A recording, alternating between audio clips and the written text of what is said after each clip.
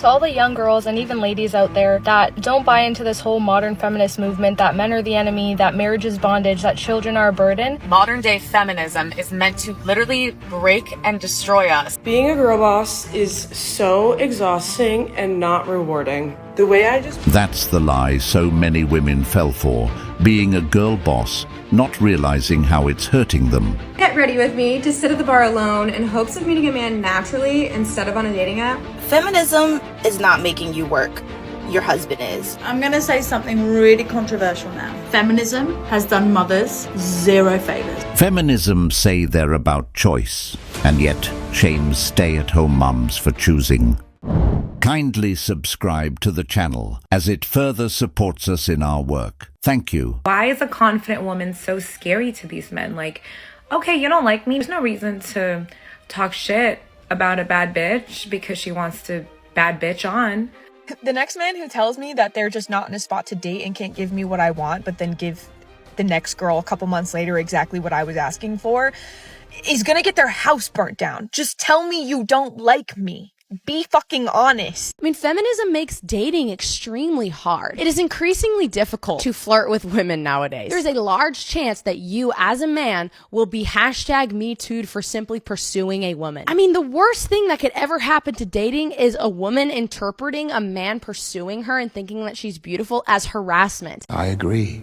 Doesn't it make you laugh that it literally triggers feminists when you say, like, I want to make my man a sandwich, or I want to serve him, or I want to be submissive? Why do you get so mad by that? Why does that trigger you? Like, let's just reflect for a second.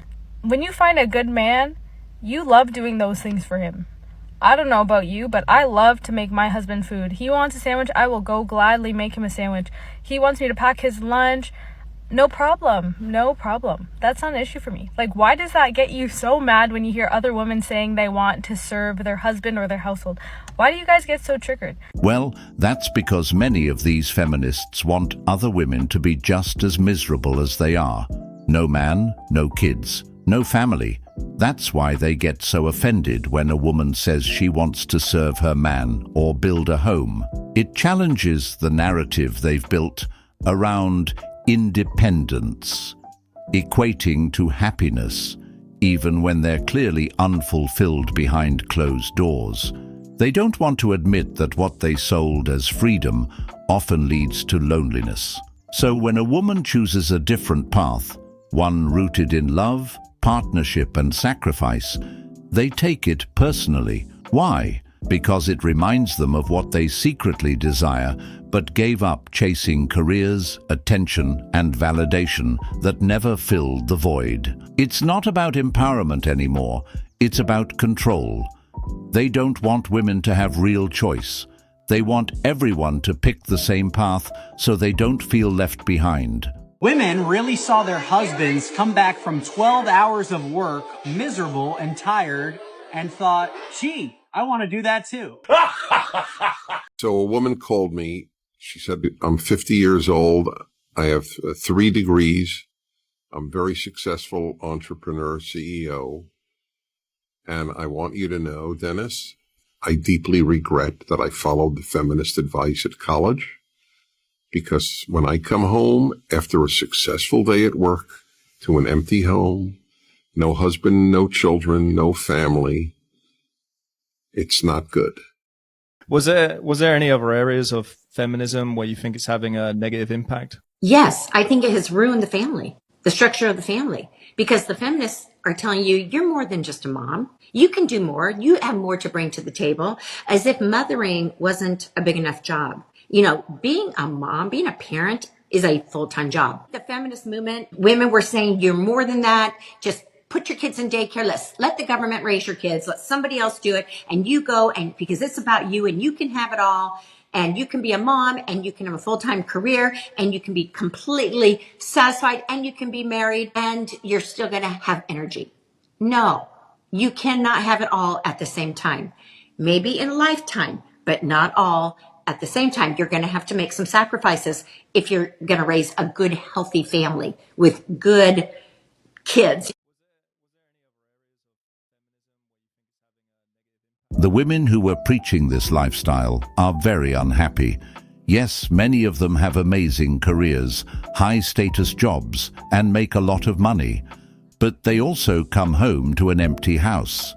They traded connection for independence, thinking a job title or six-figure salary would fill the emotional void. But success means nothing when you have no one to share it with. Feminism most definitely has ruined the structure of the family.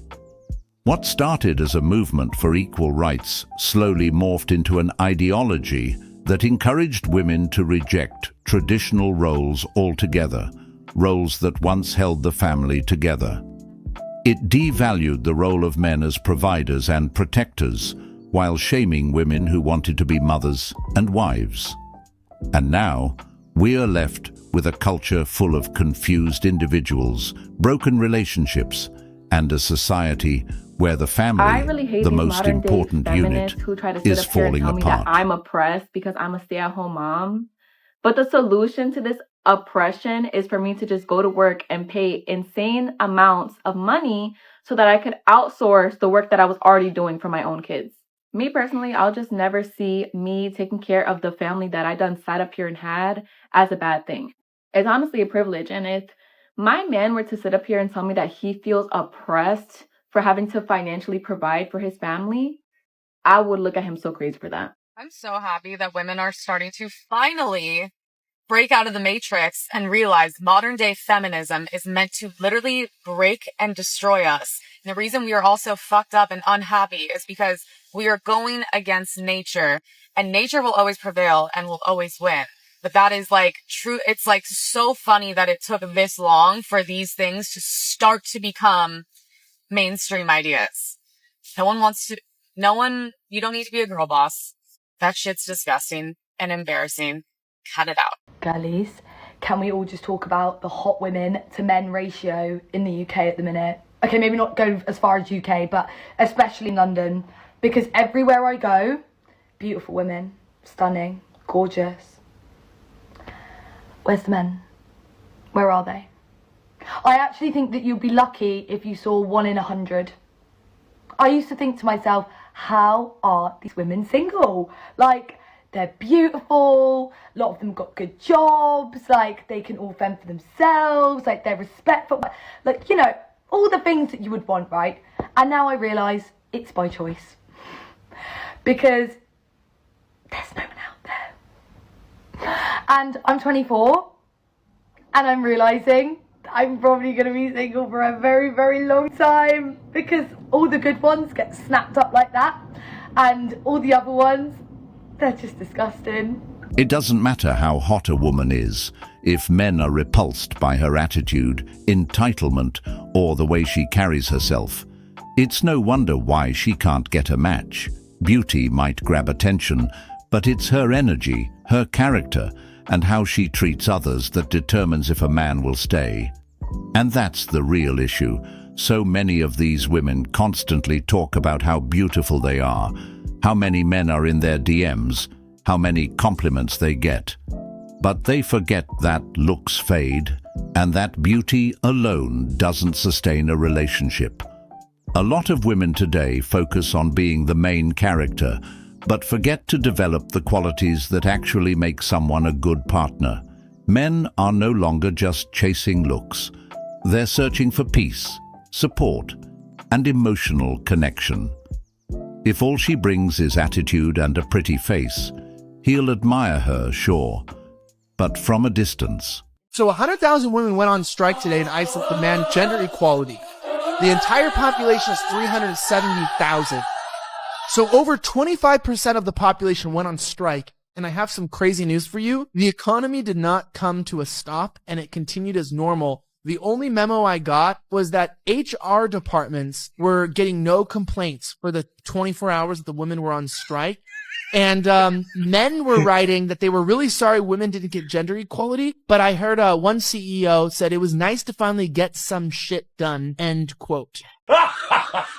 Misandry isn't a thing because misandry rarely, if ever, results in violence towards men. Oh dear.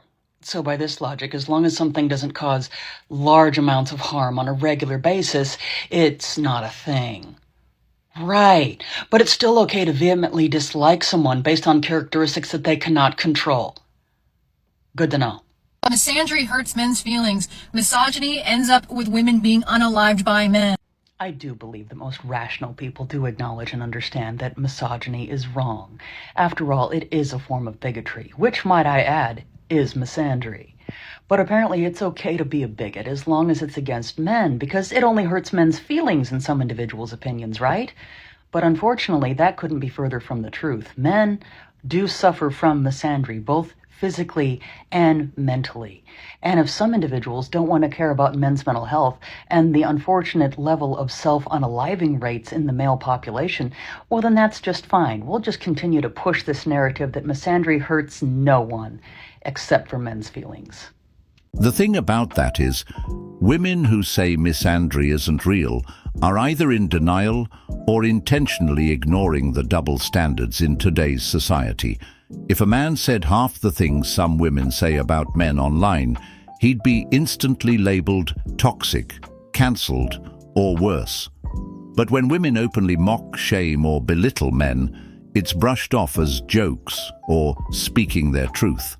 They'll say men are trash, men are useless, or all men cheat, and nobody bats an eye. But if a man dares to voice frustration about modern dating or women's behavior, suddenly he's accused of being bitter or insecure. That's not equality, that's selective outrage. Misandry is real. You see it when fathers get overlooked in custody battles. You see it when us boys are told to man up and hide their emotions. You see it when men are shamed just for having standards. But society doesn't want to talk about it, because acknowledging misandry would mean holding women accountable, and for some, that's too uncomfortable. Women get custody because the court system favors them. No, but okay. And I'll tell you what, men are punished for being traditional in this country. They are. Because the way the court system, and see this, I'm gonna talk about this because I know things. Because the way the code is written, it's basically the person that spends the most time with the child. Well, if a man wants to protect and provide for his family, who does that punish? The guy for doing the right thing. But the children spend more time with the mothers. Sometimes men are not as involved. Correct. But it's because children that want to go with them. It's because they're at work, though. What's in the best interest of the child? When you look at single father homes, they fare very similar to two-parent households. When you look at single mother homes, they become criminals. I didn't know that. Yeah. They become criminals, drug dealers, school shooters. Every really problem that you can look at in society comes from single mother homes. Single father homes, not the same. I try not to really focus too much on the fact that, like, I've been single for quite some time and, like, I haven't found my person yet. And I feel like the one thing that I desire the most, I have not obtained it in life yet. And I try not to have that, constantly at the front of my mind. And then sometimes I just have moments and thoughts where I'm just like, damn, this kind of sucks. And like, when is this feeling and when is this season of my singleness going to be over?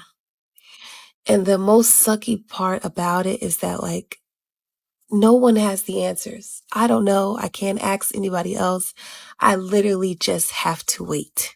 Just like this woman, there are so many out there who constantly complain about how single they are, how there's no good men left, yet they put in zero effort. They don't want to approach, initiate, or even show genuine interest. Some do. But let's be real, it's only a handful. Most are sitting back, scrolling through social media, waiting for Prince Charming to magically fall into their lap.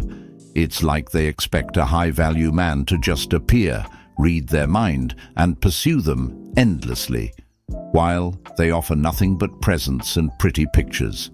No vulnerability, no accountability, no feminine energy, just entitlement and a list of unrealistic standards. And when it doesn't work out, they blame men, dating apps, or society, anything but themselves. The truth is, relationships require effort from both sides, but many of these women have been taught that their beauty is enough, that being a woman is the only requirement. That mindset keeps them single and confused as to why. Women in Russia are not afraid to embrace their femininity. They are proud to be women. What's more feminist than that? They don't need to be like men because Russian society already values them as women. I've met many women here who hold high positions in businesses, in the corporate world, and they're also mothers, and they also wear nice clothes, heels. They get their manicures done, take care of their appearance, wear makeup, have nice hair, because one does not take away from the other. In the West, for some reason, there's this perception that in order to be taken seriously, I need to be more like a man. Even in Belgium, when I was in university, if I wore dresses or heels or had my makeup done, my professors or sometimes my classmates would be like, why are you trying so hard? Like, they wouldn't take me as seriously.